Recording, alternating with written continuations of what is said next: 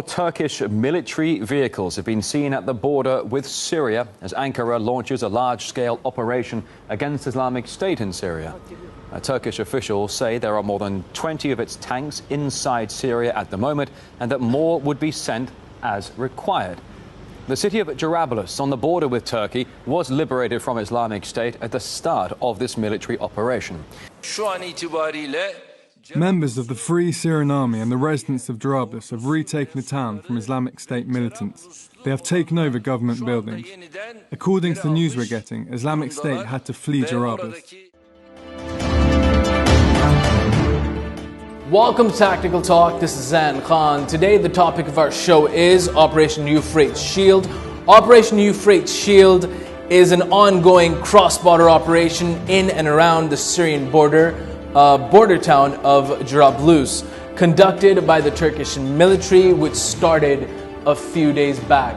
Today, the guest of our show is Merve Sebnem. Merve Sebnem is a senior Turkish journalist and also an analyst who appears on many Turkish channels. She will be our guest and she will discuss Operation Euphrates Shield, which group are they targeting, what are the objectives of the military operation. Welcome to our show, Merve Sebnem. This is Zain Khan. It's a pleasure to have you on Tactical Talk. Hello, Zain. It's nice to talk to you again. Merve Sebnem, when did the Operation Euphrates Shield start? The Turkish Armed Forces started its cross-border Euphrates Shield operation against the Daesh terror organization early on August 24. Which means on Wednesday last week. It's been 8 days. It started with airstrikes of Turkish air forces and also ground forces which were backed by the strikes from rocket launchers, howitzers and tanks on the ground. Turkey-backed Free Syrian Army fighters took control of Jarablus in northern Syria that day. They seized all governmental buildings and captured the town. Turkey's presidential spokesperson Ibrahim Kalın has tweeted the aim of the Jarablus operation is to cleanse Turkey's border of all terrorist elements, including Daesh and the YPG. And it's still going, and actually it looks like until now they have cleansed like at least 15 villages of Jarablus from Daesh terrorists, and it looks like life has begun returning to normal for the residents of the town a week after it was liberated. Merve Sebnem, why did the Turkish military start this operation? Well, I must say that after years of futile negotiations between Turkey and its allies over a proposed safe zone in northern Syria, it looks like Turkish government finally lost its patience. Ankara took the initiative and provided active support to Free Syrian Army fighters in the area. We already know that Ankara resisted the urge to interfere in the Syrian conflict, despite Turkey has been seriously affected by the negative side effects of the bloody civil war next door. Ankara has been facing serious challenges, including a bloody increase in the outlaw PKK and Daesh terror attacks on Turkish soil. You know, Turkey has been experiencing horrible terror attacks staged by the two bloody terror groups in question for more than 1 year. Recently, a bloody massacre staged by the Daesh on August 20 in the southeastern province of Gaziantep at a henna party prior to a wedding where at least 50 civilians were killed. Of course, this attack was a significant final defining moment for the Jarablus operation to start, Zain. And moreover, the situation in Syria had a negative impact on Turkey's relations with its neighbors and its allies like the United States or Russia, the two great powers which have been entangled in the conflict. You know, it took months of secret negotiations for Turkey's relations to Russia with Russia to recover from the November 2015, when a fighter jet of Russian Air Forces violated Turkish airspace and it was shot down by Turkish Air Forces. This move did not only froze Turkey-Russia relations, but also stopped the initiatives that Turkey was seeking for regarding the goal to form a safe zone in northern Syria. And at the end of the day, Turkey's policy was to stay away from a war that could easily become a quagmire, but it had to do something in order to clean its neighborhood from terrorist groups, to keep Syria united, and to decrease threats against Turkey's security and sovereignty. What are the objectives, the main objectives of the Operation Euphrates Shield, and which groups is it targeting, this military operation?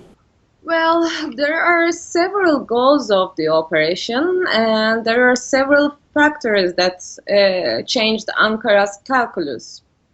First, Turkey interfered in the Syrian conflict later than all outside powers, including the United States, Russia, or Iran. By the time Ankara had given the green light for the ground incursion, they had clearly seen the limits of each party's power. As you remember, Turkey resisted the United States' pressure to interfere Syria back in 2013. And refused to single-handedly remove Bashar al-Assad from power and defeat Daesh alone. Instead, the government chose all parties to understand the situation in Syria. It was a big mess, and it had to be taken under control altogether. It had to be everyone's problem, but no one really cared. But for more than 1 year, Turkey's national security and territorial integrity has become at stake. So Ankara chose to launch the ground incursion on its own terms. Moreover, the Euphrates Shield operation represents an effort by Turkey to fight two separate terrorist groups I mentioned: Daesh, which has been notably weakened, and the YPG, the armed wing of the PYD, which is a Syrian offshoot of the outlawed PKK. And this group, you know, is lately at the height of its power in northern Syria. Ankara wants Assad to leave its position soon, as he is the only one who is primarily responsible for all this mess, all this chaos. But Assad regime's reaction to the Jarablus operation was limited to a written statement alone.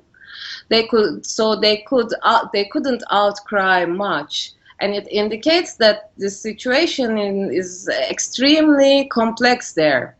Also, the YPG has grabbed a really large land across the border of Turkey, so the ground incursion will aim to prevent the creation of a PKK-controlled statelet in northern Syria.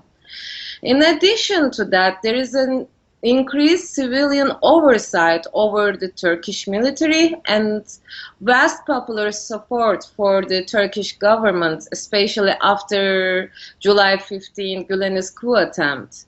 This support made it possible for Jarablus operation Euphrates Shield to move forward in an effort to establish a Turkey-backed FSA control over the Jarablus region, which can become a de facto safe zone soon, I guess.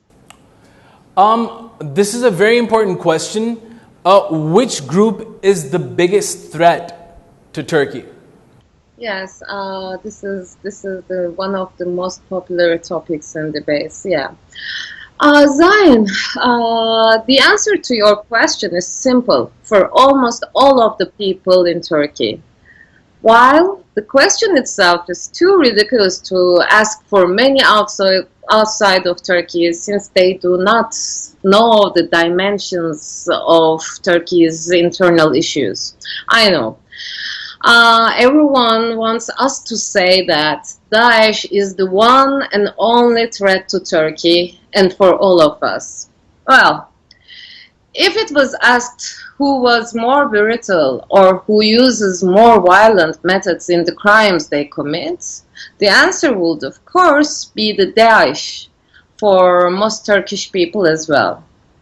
Again, if it was asked whether they would prefer to see Daesh inside Turkey instead of the outlawed PKK, Turkish people would also, of course, say no.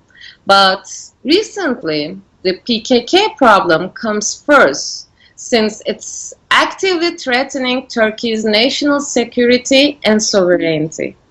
That is why the majority of the population says Turkey should fight the PKK as it does Daesh. This does not mean that they don't see Daesh as a terrorist organization. They do. According to them, the PKK is actively and directly targeting Turkey at the moment, so it requires a top priority. I want to give you an example. On May 12th, 13 civilians were killed in a blast detonated by the PKK on a road near Dürümlü, close to the village of Sarıkamış in Diyarbakır in the southeast of Turkey. The PKK said that the bomb exploded by mistake. It had to explode in Diyarbakır, as if 15 tons of explosives loaded on a truck heading to a highly populated city were normal. News media groups, which have an intriguing reputation for overlooking PKK's terror and violence, reported the horrible explosion as if it was just an accident, and the PKK had no role in this tragedy. However, the PKK was really bolder. In their statements, the terror organization accused the civilians who lost their lives in the explosion of trying to stop the truck from heading to Diyarbakır, a really big city.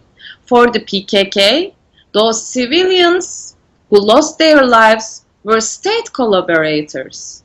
The explosion left a crater of 5 meters deep and 35 meters wide on the road, but it was the people's fault. The crater should be in Diyarbakır, not in Dürümlü, according to PKK. Also, some videos recently posted by pro-PKK social media accounts reveal that PKK members are now carrying high-tech weapons like man-pads, or in other words, man-portable air defense systems. The PKK has carried out many attacks against civilians and Turkish security forces in Turkey during more than 30-year conflict. But after the terrorist organization ended the latest ceasefire last summer, relying on international support for the PYD, its Syrian offshoot, Turkey had to defend itself from terror attacks from the PKK and Daesh as well. But for the international community, they are not eager to understand the situation that Turkey has been going through, especially after the escalation of the violence in the region during the civil war of Syria. Especially the US chose to deny the organic link between the PYD and the PKK delivered to the PYD in Syria have been regularly carried through the Syrian border to Turkey to be used against Turkish forces and civilians. Also, Europe provided a safe haven for PKK members.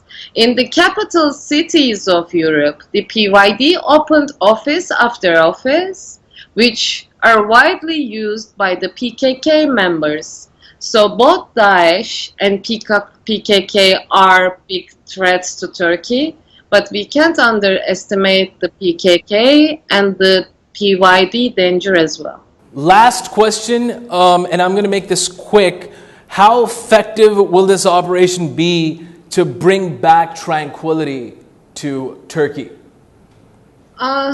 Turkey wants to prevent the PYDs establishing territorial contiguity between its self-claimed cantons in Syria. The last remaining zone gap in PYD-held territory on the Turkish border is between Kobani and Afrin. The zone where Jarablus located in, and it forms the strategic objective of this operation. Turkey wants to secure the Aleppo corridor as well from belligerent forces, be it YPG or Daesh.